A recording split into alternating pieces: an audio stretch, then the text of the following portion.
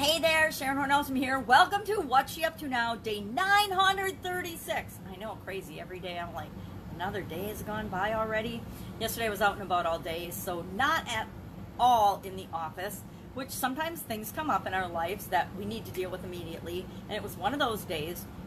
So I did a couple of things, did a couple coaching calls, did a few things, did my content creation, things I do every day, first thing in the morning, because I do those early enough in the morning that even if I have to do something and it changes my day all day, I've already created my content. I've already done something that's consistent and makes me feel good about my day no matter what.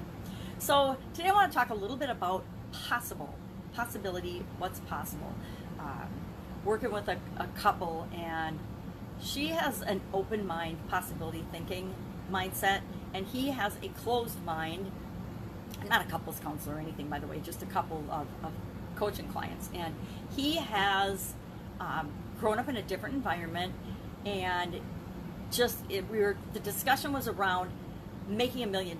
He said, I can't imagine how anyone can make $1 million. Now, he's an employee. He's training for a really good job where he'll make 6 figures every year. And I'm like, well, just as an employee, in 6 years, you'll make $1 million.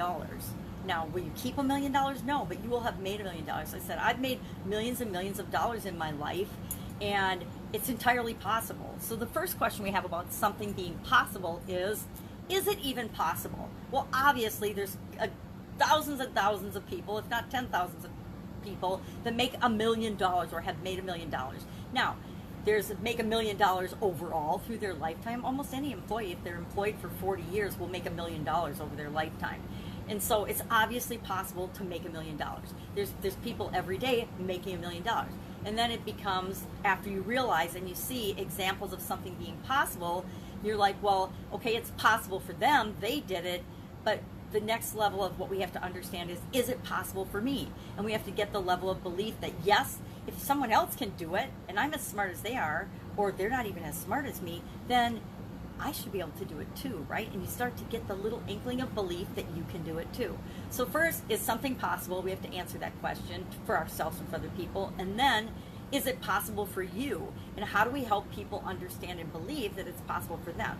I give examples of what I've done in my life, or people that I've worked with or know, or that the person I'm talking to might know of, that has done and has similar background to them, to help them understand that, hey, if Joe can do it, you can absolutely positively do it too. If Rachel has figured out how to make money online, not going to work every day, and can stay home with her kids and have an awesome life and create the life she wants, then you can do it too. If a pajama grandma that's got visual problems, literally legally blind, can create success on her own terms, then you can absolutely positively do it as well. And do we all come with baggage and excuses and limitations and things we have to get over? Absolutely, positively. But once we understand and we see and we're open up to the possibility that something's possible, and then well, heck, if it's possible, then it's possible for me. I always think of the 4-minute mile, or anything that anybody's achieved that I want to achieve. I never want to run a 4-minute mile, by the way. Never have, never will, never wanted to. But remember, people believed it was impossible, and then Roger Bannister, I think, broke that record, and then within like a year, like 25, 30 people broke the 4-minute mile record as well, because he proved that it was possible. How many things in our life do we think aren't possible, so we don't even try? How many things do we want that we tell ourselves and talk ourselves out of even going for, because we don't think they're possible for us? Yeah, we see other people in great relationships, but I don't think it's possible for me. I see so-and-so with this amazing house and family, but I don't think it's possible for me. I see, somebody with their $1 billion business, but I don't think it's possible for me. It's getting over and opening our minds up enough to just ask ourselves, well, what if it could happen? What if it were possible? What if it could be possible for us? And that's when change and openness and personal growth and development and things begin. So that's what I was thinking about today, based on a really cool coaching conversation that I had last night, and some experiences that some people are having, which is really, really fun and exciting. So today we talked about hanging out your shingle, and I actually have my Pajama Grandma shingle that I used when I was first coming out online. When I was first online, I always showed up in my pajamas or my robe, And I came about it kind of naturally, and I kind of morphed into that, and now I'm trying to morph out of that persona, because I love Pajama Grandma. That is me, but it's only a portion of me. It's like the portion of me that showed up in corporate America. Yeah, it was all me, but it was a much stronger, more direct, more controlling version of me than all of me. And the same thing is true of Pajama Grandma. Pajama Grandma, hanging out at home in your pajamas, working online, having the laptop lifestyle. It's not even a tongue twister. Is a portion of me, but it's definitely not all of me and all of who I am and who I want to show up as in the world, not just online, but offline and in the world and in my life. I want to show up in my life as almost all of who I am. Not all my crazy quirkiness, because there's some stuff that just should stay within ourselves. But for the most part, what you see is what you get. When I meet people in real life, not through the computer, the internet, they're like, you're just like you are on video. And I'm like, yeah, that's because there's 936 examples of who I am and what I think about and how I think and how I show up in the world.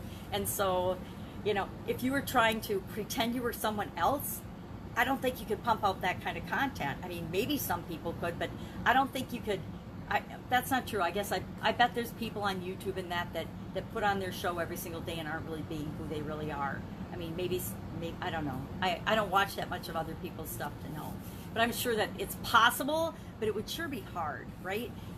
It actually got to the point where it was hard to show up in my pajamas every day, because I didn't just hop out of bed and do a video. I'd get out of bed, I'd get on a nice pair of fresh set of pajamas, and I actually would do my hair and makeup. I decided if I was going to show up on video every day, I better get a little presentable, and this is pretty average presentable, or I would freak people out and be even more scary than I am sometimes. So thinking about that today. So day 936. Hang out your shingle, and how do you let people know who you are and what you do was the whole topic of that. And that you need to do it often. You do it nowadays. There's so much noise. You need to do it a lot more frequently than you would have in the past, because you never know when the people who need you are going to see you. And if you're not there, if you show up once a month, people aren't going to find you, either online or off. If you were to if you had an offline business, a real brick and mortar business, and people are actually testing this right now and finding out because of COVID, if you only open your shop once a month, and guess what? There are businesses that are only open one weekend a month, and that is their business plan, and that works for them because they've set it up to work for them. They're not there every day, so every time they are open, it's like 12 times a year they have this huge sale special event. That works for them. So anything is possible, but normally if you just showed up and didn't have that be your way of operating once a month, and people never knew what day of the month you were going to be open, you were just going to open up once a month, the chances of you succeeding in that business would be slim to none. There are seasonal businesses and things like that, but just one day a month randomly is probably not going to be what you need to do to be successful. So that was our idiom today. It's a newer idiom. It's just from the 19th century. It really applied to doctors and lawyers when they decided they were going to go off on their own and start their own practice. That's where the tradition of hanging out a shingle, where they would actually take either a building siding shingle or a roof shingle, and they would paint the name of their business on it and hang that up above the door to let people know that they were in business. We do that in so many different ways now. There's so many ways to advertise and market and let people know what you do, free and paid. Advertising. There's so many different ways and means to advertise these days, and there's ways to show up. And I will contend, and probably until the day I die, that the best way to hang out your shingle is to be visible, let people know. And nowadays it's so easy online. Let people know that you exist, what you do, and how you can help them, what your expertise is, and the problems that you can help them solve. And then they come to you. It's a lot more fun to have people coming to you than you putting out money and pumping out resources, trying to beg people to come and do business with you. Not very fun. Did some of that in my offline world. We used to do store demos, and I loved doing them because it was a great way to interact with our customers and find out what they really liked and didn't like. But beyond that, it just got old. And advertising feels like that. It feels like you're pouring so much out for the return. But that was one of the ways that we let people know about our great products, right? Our incredible products, was let them actually sample and try and taste it for themselves. And it's still very effective today. Although I don't think we're doing any demoing in stores these days with COVID-19. And I totally get and understand that. So that would be an example of a whole mode of operation that's been shut down because of COVID-19. And a way of doing things in advertising. So we need to look for other ways to get the word out. So possibility thinking, hanging out your shingle, letting people know what you do, and all the people, guess what? Even people that are without work and without their jobs right now can find ways to hang out their shingle and let people know what they do, either to get another job or to start and branch out on their own, start a side hustle, so that it doesn't matter so much what the economy does. You know that you and your family are always going to be provided for. I've always been a huge proponent of the side hustle. I spent over a quarter century in corporate America while running businesses on the side. And there's a really cool thing, and there's a really cool dynamic that not very many people figure out. But when you have a successful side gig and you're working in corporate America, it gives you the freedom to be yourself and to show up in a much different way.